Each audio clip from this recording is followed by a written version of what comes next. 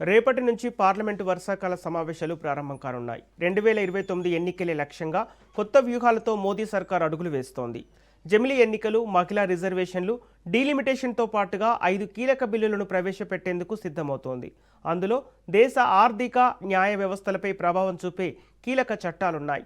మొదటిది ఆదాయపు పన్ను సవరణ బిల్లు కాగా, రెండోది సుప్రీంకోర్టులో జడ్జీల సంఖ్యను పెంచే బిల్లు.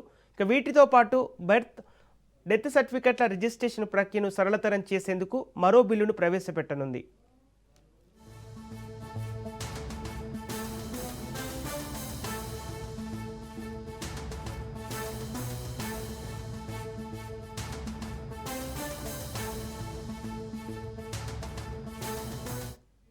దేశ ప్రతిష్ట, జాతీయ చిహ్నాలను కించపరిచే వారిపై కఠిన చర్యలు తీసుకునేందుకు చట్టాన్ని చేయనుంది కేంద్రం.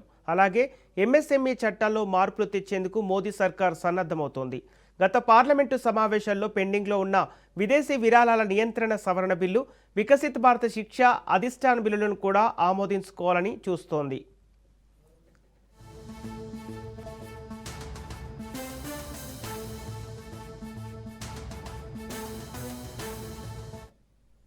ఈ సమావేశాల్లో ప్రజా సమస్యలను ప్రధాన ఎజెండాగా తీసుకొని కేంద్రంపై ఒత్తిడి తీసుకురావాలని కాంగ్రెస్ భావిస్తోంది. ముఖ్యంగా ద్రవ్యోల్బణం, నిరుద్యోగం, కేంద్ర దర్యాప్తు సంస్థల వినియోగం, ప్రతిపక్ష నేతలపై చర్యల అంశాలను సభలో ప్రస్తావించే అవకాశం ఉంది.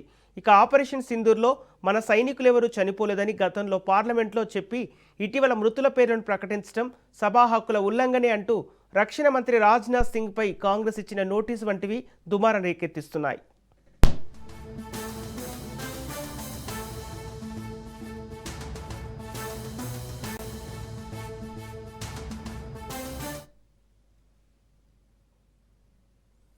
పార్లమెంటు వర్షాకాల సమావేశాలకు ముందు నిర్వహించిన అఖిలపక్ష సమావేశంలో రాజకీయ వేడి నెలకొంది. కేంద్ర రక్షణ మంత్రి రాజ్నాథ్ సింగ్ అధ్యక్షతన జరిగిన ఈ సమావేశంలో పార్లమెంటు సమావేశాలు సజావుగా సాగేందుకు అన్ని పార్టీలు సహకరించాలని కేంద్ర ప్రభుత్వం విజ్ఞప్తి చేసింది.